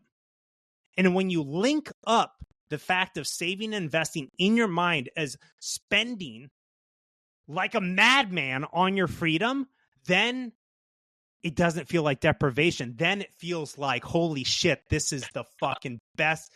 This is the best thing to spend my money on. Right? And so for me, this is what I'm talking about. Mindset is so important, and having the right coaches and the people that can help you live into this mindset that like gives you the freedom and the life you want now, not when you get the $1 million. So I became rich mentally, emotionally, spiritually when I decided to pursue financial independence as my number one goal and have as much fun as possible and feel as free as possible. And the $1 million came a year and a half later, or 2.5 years later. But I was already rich in my mind, in my heart, and in my spirit. Does that make sense? So now I'm at 3.2 million. All work is optional. I live in a very nice fucking home. I still rent though, just for the record. But it's a fucking stunning modern home. But I'm 5 minutes from the beach. And at some point I may buy a home. Yeah, I play pickleball 2 to 5 hours a day, 6 to 7 days a week. I go to the gym for 1 to 3 hours every day. I spend time in nature, either on the pickleball courts because they're all outdoor and they're in beautiful parks, or I'm walking on the beach with my wife or friends, or I'm doing a cold plunge in the Pacific Ocean. And I work part-time coaching, podcasting, and writing. And I live an incredibly magical, fit-rich life. And it's all by design. And I didn't get here on my own. I had so much help in the form of mentoring, coaching, masterminds, because you know what's better than investing in the stock market? Investing in yourself. So that's been my highest return on investment, is getting the coaching and the education that I didn't get from my parents and I didn't get from school. Because like I said earlier, I probably would have figured out the fitness stuff, but maybe not until I was 50 instead of 31. Right? I probably would have figured out the money stuff, but instead of becoming a millionaire at 37, maybe not till 47 or 57. But I decided to invest in getting the right mentors and coaches to help me short circuit the way to where I wanted to go, because they had already done it. So that same principle, right? When I launched my fitness and money coaching program, Fit Rich Life Coaching, 3 years ago, I had a business coach, and I did over $100,000 in my first year of coaching, because I had a business coach who did over $1 million a year, teaching me everything I needed to do. So I was literally profitable from month one because I had the right person showing me how to do it. And the funniest part about that whole like fitness and money coaching business that I started is about, 6 or 7 years ago, I tried to start a fitness coaching business, and I couldn't get a single person to sign up because I tried to do it on my own. And so here's the deal. This is for you, Nathaneal. This is for the audience. Humans are designed to learn, heal, grow, and transform together. And the most successful people in the world, the people we all look up to, they have a huge team of mentors, coaches. They're parts of and they have all these people behind them that we don't see. But like LeBron James, for example, he spends $1 million a year on his own coaching outside of what he gets from being a part of a basketball team. He spends $1 million of his own money on additional coaching. And people wonder why he's like the best basketball player in the world. So here's the deal. I don't want people to think like I'm trying to get people to like sign up for my coaching, because I honestly don't care, because I'm financially independent. I mean, I'm happy to help work with people, but I only work with 8 to 12 people because I don't want to spend all my time coaching people. I love to coach people, but here's the deal. I have a rubric for myself that I give myself 3 to 6 months to try to figure out something on my own. Like, let's say I have a goal of doing whatever. And if I try to do it for 3 to 6 months and I get little to no traction, the problem is me, and I need a coach to provide the accountability, the structure, and the game plan that's going to help me achieve the goal. Because obviously, if I spent 6 months trying it on my own and I have little to nothing to show for it, what do you think is going to happen if I continue to behave in the same way? 6 years is going to go by and I'm going to be in the same fucking place. So I'm not saying you need a coach for every area of your life. There's plenty of things that we can do on our own, right? And we can do the research on the internet. We can take the action, learn on our own. And I fully like encourage everyone, first try to do it yourself. But if after 3 to 6 months, like you're still struggling, like every week I talk to people, or every month I talk to people who are like, yeah, I've been trying to get fit for the last like 3 years, or I've been trying to get my money in order for the last 3 years, and I'm still in debt, and I'm still overweight. And it's like, and you've been doing this on your own, and you think if you continue doing it on your own, you're going to be in a different place in 3 years or 6 years from now? No, you're going to be in the same spot.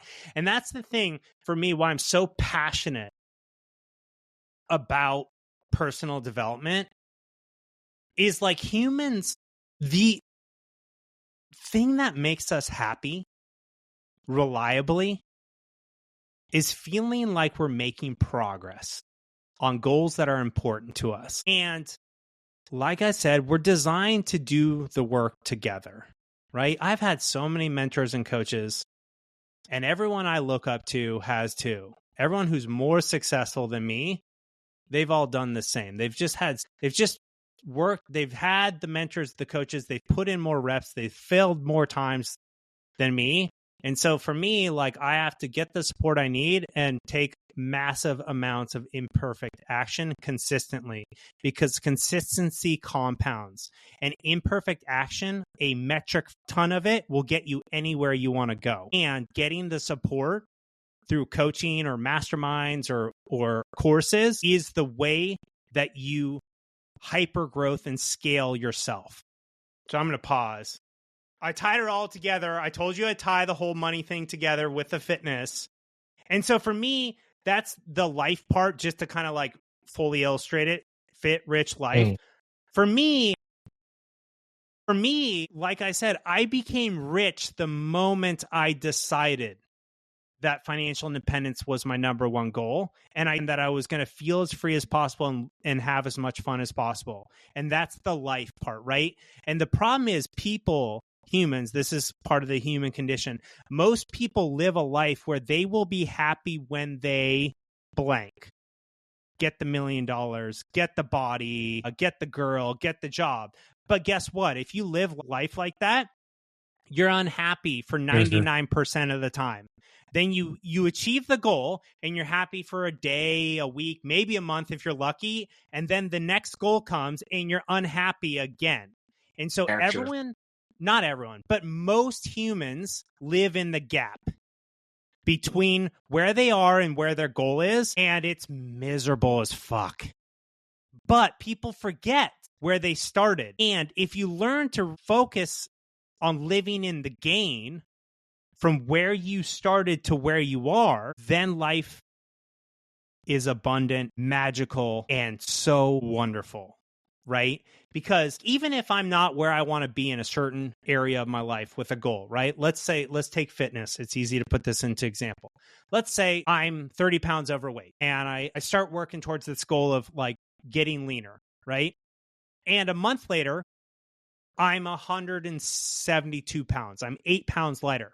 But my goal is 150. So I could say, fuck, I'm still 22 pounds away from where I want to be. I'm totally failing. Or I could say, hey, I started at 180. I'm at 172. Holy shit. I've already lost 8 pounds. Now I'm in the gain. Right? And what you focus on expands. So if I focus on the fact that, holy shit, I already lost 8 pounds, then the weight loss expands. If you focus on what's not going well, I'm still not where I want to be, and I don't like working out, and I don't like tracking my food, guess what? That expands.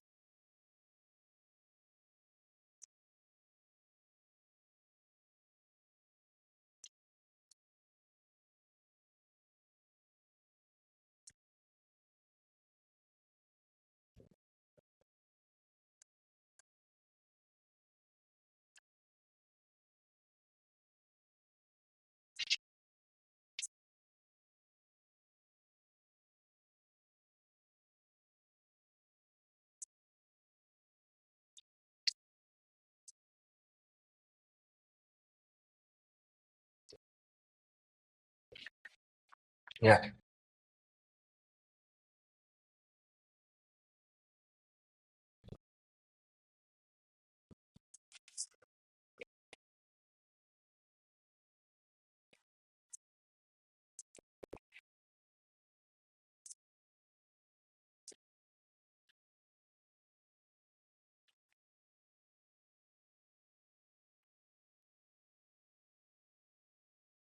Novelty. Yeah.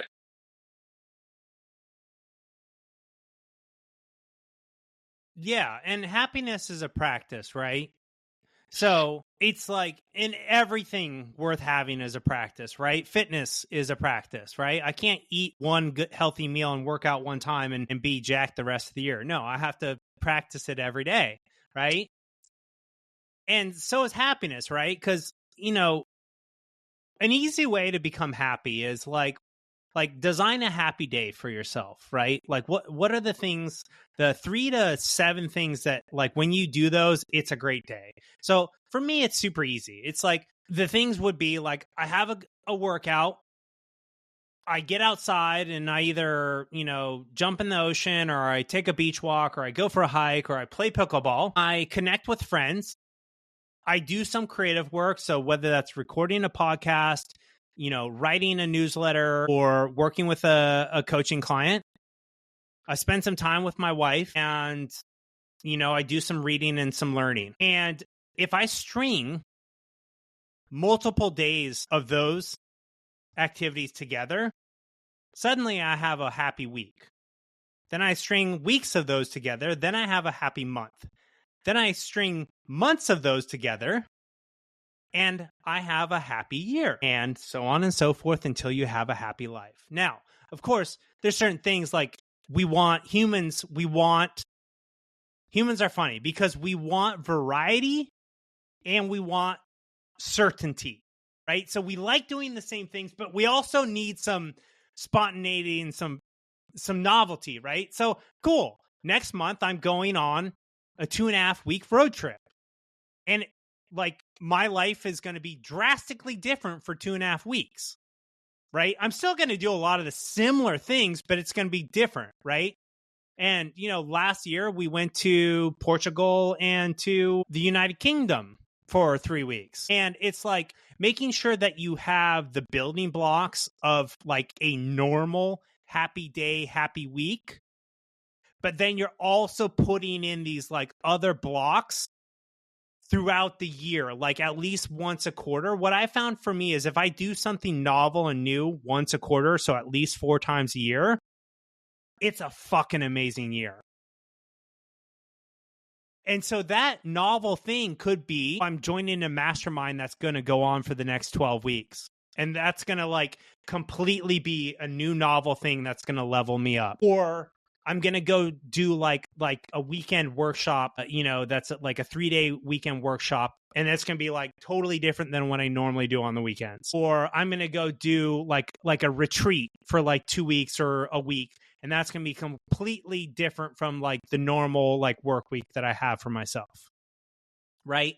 So it's learning to like, you said at the beginning of the podcast that I'm a life alchemist, which I can explain if you want. But basically, like the reason I call myself a life alchemist is for a couple of reasons. One is because every experience is, whether it's positive, neutral, or negative, is potential energy that you can alchemize into learning, healing, growing, transforming, and transcending if you decide.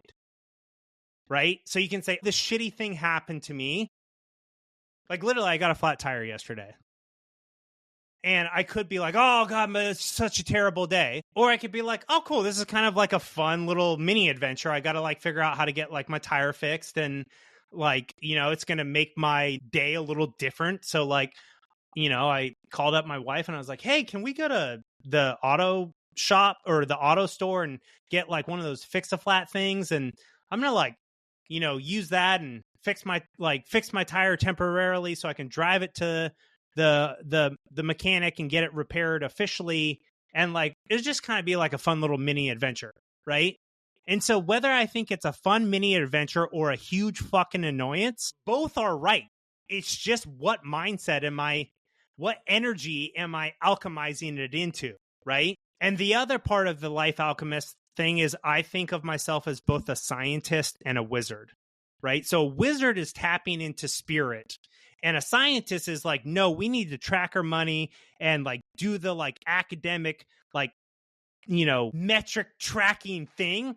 And the wizard is like, no, we have to have the vision and do the magic rituals to like do it. And then I'm like fuck yeah, let's just combine the two together. Let's do the magic and the science together, and boom, we'll turn lead into gold. The internet, right? It's 100%. And humans are always undergoing alchemy, right? Like building muscles is alchemy. Creating money and wealth is alchemy. Money is just energy. That's all it is. And you can create money from nothing because money is just an idea, right? Humans, I don't know how many hundreds of years ago, decided like, hey, we're going to like make it easier to like barter and trade. And we're just going to decide these coins are worth XYZ. And then we're like, okay, coins are kind of heavy and annoying. Let's do bills, dollar bills made of paper. Okay, now like we're in the digital age. Let's just like create this like this digital, thing that's, and first, even before crypto, it was like suddenly you could store your money in a bank and log into a computer and see how much money you had, right? Money went digital. Yeah, PayPal or banks or whatever.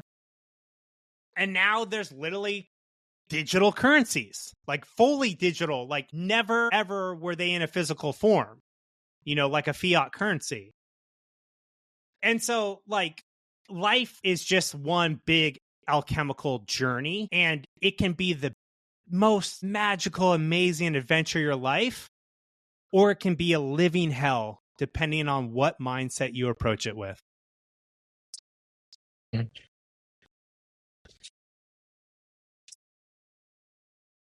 Mm. Yeah.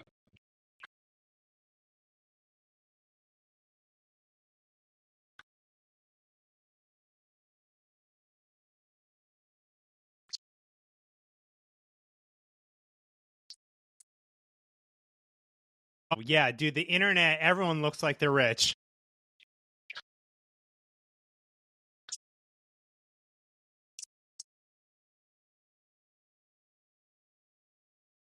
Yeah. And it's so funny, too, because people literally rent, Lamborghinis and take pictures in front of them, pretending like that's the life they really live.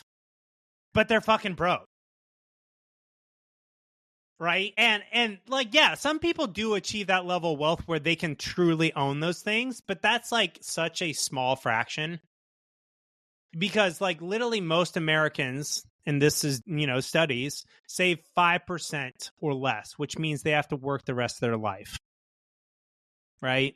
And so everything I teach and preach is all about freedom. So essentially what I'm selling through, whether it's my free podcast or my free newsletter, is freedom, because I want everyone to be sovereign, right? I want them to literally be completely free in mind, body, spirit, and heart, and bank account, right? So, because if you're not financially free, it's really hard to be free in other areas of your life, right?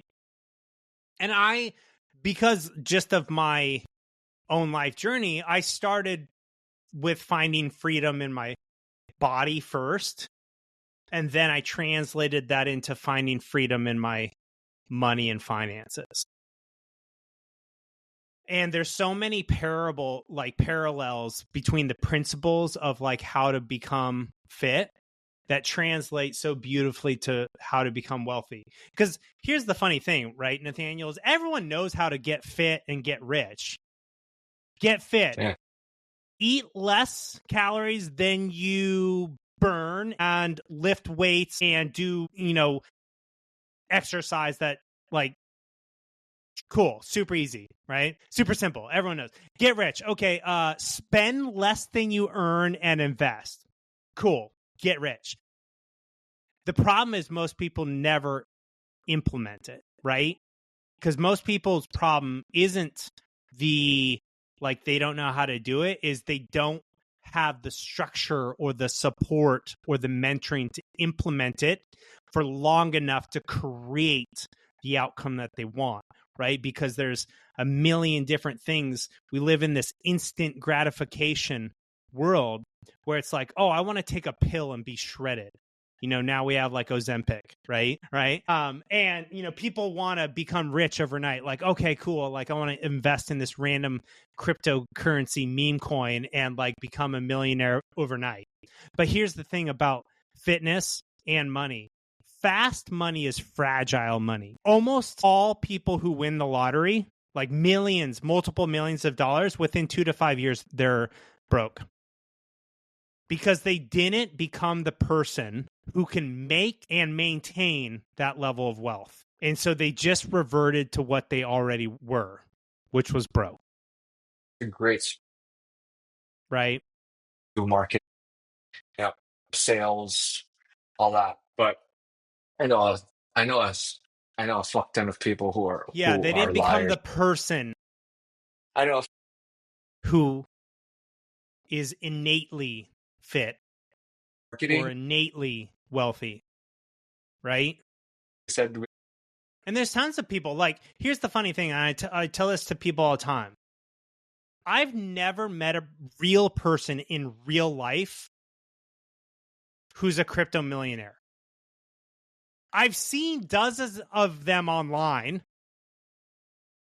I've seen literally dozens of people online, hundreds of people online claiming that they're, like millionaires with crypto, but I've yet to meet one in person. And I have a fuck ton of millionaire friends. Like dozens of friends of my friends are millionaires and multimillionaires, and they all made their money through stock market investing, real estate, or building a business. Or a combination of all three. Now, many of them have some Bitcoin or Ethereum, but that's not where their wealth came from. Yeah.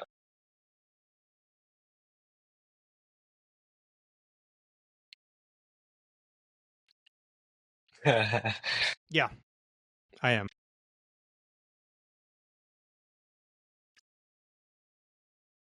Yeah.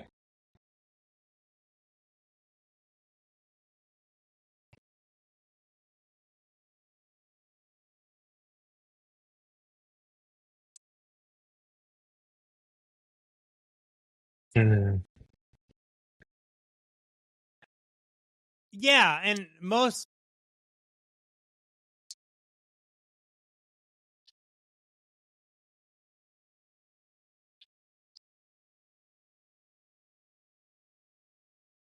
Yeah, they might have made $20,000 in a month, but they spent $25,000 and they're broke.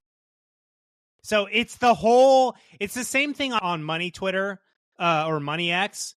It's like a bunch of people trying to look rich, but they're not actually rich. That's another thing that happened to me as well. Yeah. I mean, it's like, social media. A bunch of fucking people like pretending to be rich when they're really broke. I was like, So now there are wealthy people, right?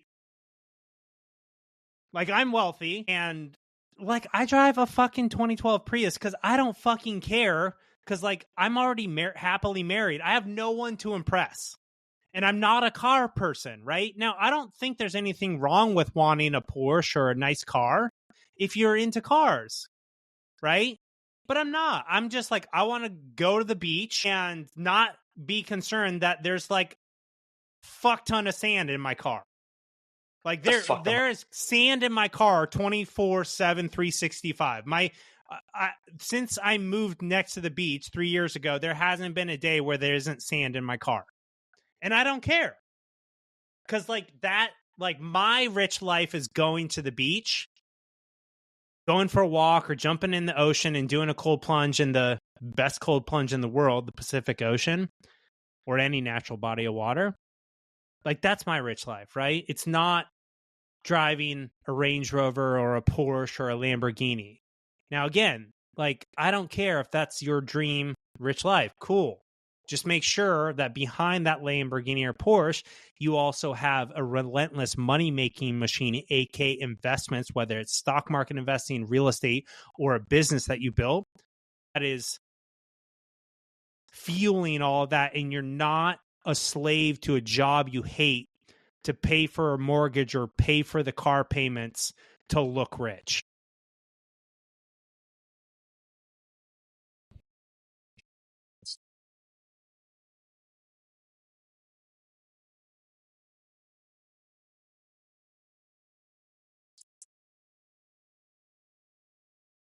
Yeah, you associate it associate with having made it. I get it. I was like Nathaneal, almost every male person, and many women go through this thing where they want to look like they made it. And so we buy the cars, we buy the watches, we go to the fancy dinners, we take the photos on the expensive trips, and then we climb the ladder of, materialistic things. And then we get to the top of the materialistic ladder, or we get up high enough and we realize, like, wait a minute, I'm climbing the wrong ladder. And then we have to go climb the right ladder.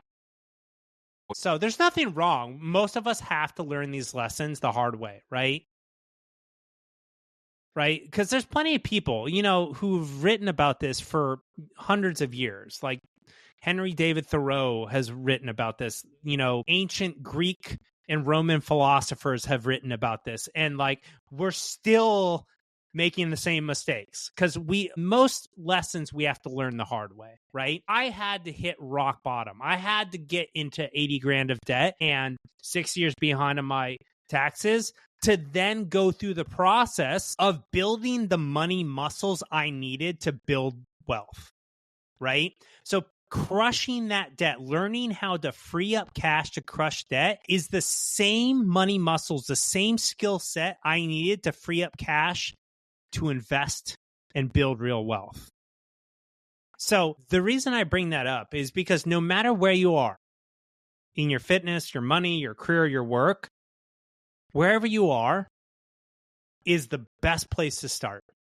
You don't have to wait to get the next raise. You don't have to wait until you have more free time to start exercising and eating better.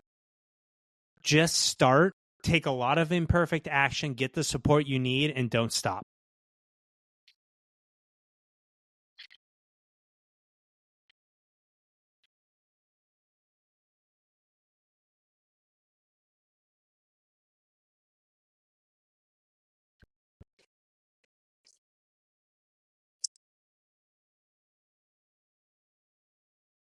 Yeah. So this is my Fit Rich Life philosophy for continuous hypergrowth in your life. And it's 3 related principles. And the principle number 1 is you're a product of your environment. Principle number 2 is you are what you consume. And this includes food, information, social media, music, movie, TV, information from other people, blogs, podcasts, etc. And you are the average of the 5 to 15 people you spend the most energy with.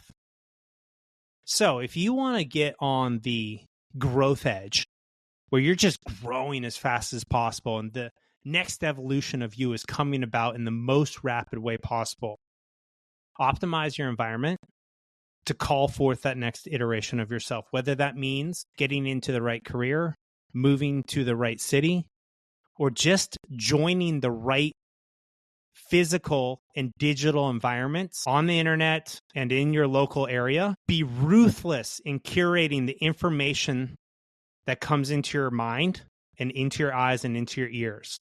So curate your social media. Make sure you're listening to empowering, educational, inspiring podcasts, that you're reading books that are inspiring you to level up in life, that you are watching YouTube videos that are calling forth the next iteration of your life, that are aligned with your values, and that you're spending energy with the people that you want to become like. And the beautiful thing in the digital age that we live in is you can pretty much spend time with anyone you admire if they have a public. So Tim Ferriss, author of the 4-Hour Workweek and the, podcast host of the Tim Ferriss Show, he's been one of my virtual mentors for 10 plus years. I've never met him. I spend hours with him every week, though, by listening to his podcast. Tony Robbins, another one of my virtual mentors. Never met him, but I've been to Unleash the Power Within, one of his events. But I've read pretty much all of his books and listened to so much of his material and read so much of his material. So I spent a massive amount of energy with him. Decided many years ago, well, in 20, end of 2017, beginning of 2018, to create a financial independence meetup group for people who are interested in achieving financial independence or were on the way there or already there. And I ran that meetup group for 5 years, every month. And through that group, I met multiple millionaires, and they became some of my best friends.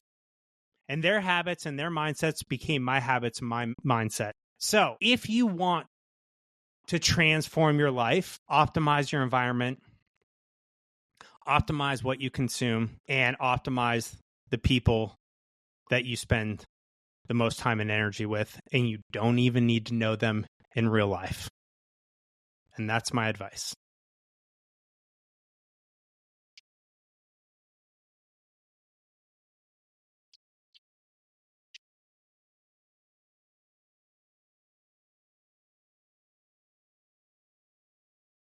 It's going to be released probably tomorrow after that. So 100%. So I'll give a couple free options, and then I'll give a couple paid options. So my podcast is free, Fit Rich Life, available everywhere podcasts are available. My newsletter, Fit Rich Life newsletter, it's a weekly newsletter, completely free. You can just go to fitrichlife.com and get it. I send out an email every single week with tips, tools, and strategies to level up your fitness, money, and your life. That's completely free. I'm very active on Threads. I post every day on Threads. I post Instagram stories every day and maybe a few Instagram posts every week. It's at Justin David Carl. I'm on X/Twitter. I'm not as active there. I'm also on LinkedIn at Justin David Carl, pretty much everywhere. In terms of one more free thing, I have a 29-page money guide that is completely free, and you can get that at moneyguide.fitrichlife.com. It's completely free. Maybe Nathaneal can be a awesome dude and just put the link in the show notes for this episode and make it really easy for people so they don't have to remember that. But it's moneyguide.fitrichlife.com. That's completely free. And that will automatically sign you up for my newsletter too, which my newsletter, no spam, just empowering AF stuff written by me. And easy to unsubscribe if you decide it's not for you. I'm also, when is this podcast going to be released, Nathaneal?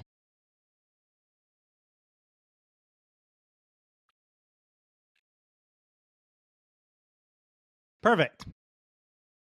So today is July 24th. Right now, I'm in the middle of launching a course all about mastering your money and learning to invest. And it's called Investing Mastery, Your Path to Millionaire. And it is the cheapest it will ever be right now. And it is everything that I've spent a load of money and 10,000 learning, condensed down into everything I wish I would have learned when I was 20 years old so that I could have become a millionaire at 27 instead of 37. And whether you're 20, 30, 40, 50, or 60, it's going to teach you everything you need to know, both the mindset stuff, but also how to track your money, what to invest in, investment brokerage platforms to use. It's going to teach you everything you need to know to become financially free and work optional early in life, way earlier than everyone else. And I'm including 4 bonuses. There's a bonus in there taught by my business mentor, 7-figure fitness coach, on how to start an online coaching business. There is a bonus module on how to run the numbers on an investment property, real estate property, by Coach Chad Carson, who is a multi-million-dollar real estate coach. And there's also a module in there on how to properly buy a home so you don't financially fuck yourself, because most people, when they buy a primary home, they basically shackle themselves financially for the rest of their life. And there's a module on how to do that one right. And then there's also 2 months of group coaching. So you can ask any questions you want, get all the support you need to master your money, learn to invest, and become a millionaire and financially free early in life. And that is investingmastery.fitrichlife.com. And the cart closes and the sale ends on Saturday. So let's see, what day of the week is that? That is Saturday the 26th at midnight. And then after that, the price is going to more than double, and those bonuses will never be available again. So there's also payment plans. It's not a very expensive course, for the record. Right now it's $397 or 4 payments of $99. So it's pretty inexpensive, but it's literally tens of thousands of dollars worth of value in that. And I'm really proud of it. And it's everything I've taught to the 100+ clients that I've worked with over the last 3 years. And I've literally empowered clients to crush $30,000, $40,000, $50,000 of debt, invest, and grow their net worth by $40,000. And like one client has even increased her net worth by $500,000 using the investing mastery concepts. So again, it's not free, but it's everything I wish I would have learned from my parents or was taught in high school or college. And the thing about investing in your own education is those who pay attention and get ahead of everybody else. And this is why I spent time talking about all the people that you admire. They invest in themselves through coaching, through education, through courses, through masterminds. And if you want to hyper growth your financial journey, investing mastery is what you need.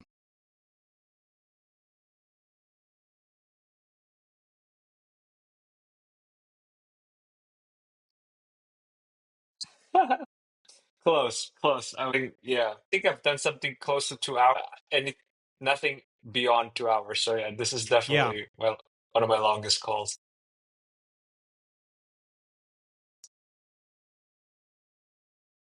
Thank you, brother. And one last thing about the course. I believe in it so much that I gave a 60-day money back guarantee. So literally there's no risk to you getting the course. Because if you go through the course and fill out the wealth planner, like I literally give you a wealth planner on how to actually get to financial independence, like all the key metrics you got to track. And it's like once you learn how to use it, it's super easy. And you feel like you didn't get massive value from this course and it didn't completely change your financial trajectory, I'll give you all your money back. Because I know if you put the concepts from the course into practice, you're going to get rich and become free. So I just want to say that because I know a lot of people are like, oh God, yeah, like what if it doesn't work? It's like, calm down, motherfucker. If it doesn't work, you get your money back. But I guarantee if you do the work, it's going to work. So, but again, if you just want awesome, inspiring content, I have a ton of free stuff, podcast, newsletter, social media. So there's no pressure from me to get the course. But if you feel like that would be like the area that you need help and support on, there's the course and the group coaching that's going to give you the support to really transform that area of your life. So Nathaneal, I deeply appreciate you having me on the show. I'm guessing I took the record for longest interview you've ever done. Okay.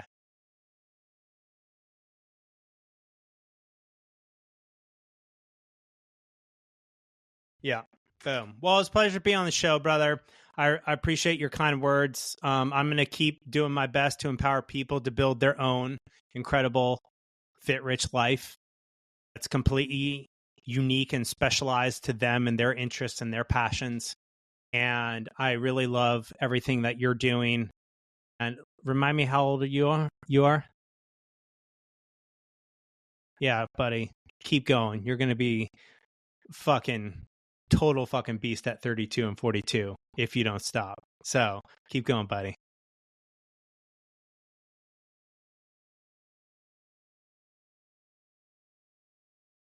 Yeah, buddy. Awesome, brother.